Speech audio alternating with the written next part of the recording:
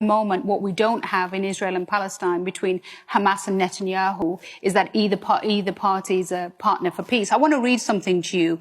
This quote: anyone who wants to thwart the establishment of a Palestinian state has to support the bolstering of Hamas and transferring money to Hamas.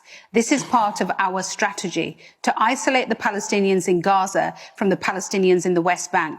That was Prime Minister Netanyahu in 2019, supporting Hamas, because he knows that as long as Hamas remains there, he can always argue that there is no partner for peace.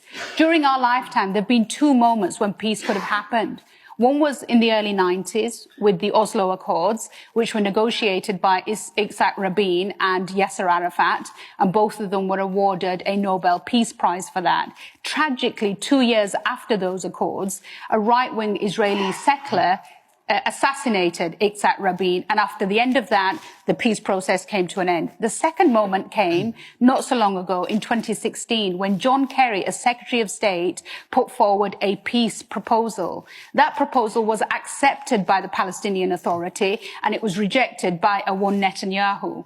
So I think it's really important. I do believe, Gabriel, that there is an opportunity for peace. It's the only way that Israel will secure its long-term future. And I genuinely believe that what we should be saying to our politicians is that you've got to stop using language which actually in the real world makes no sense. It sounds like Are you including your Conservative? I'm including the Conservatives and actually the leader of the opposition.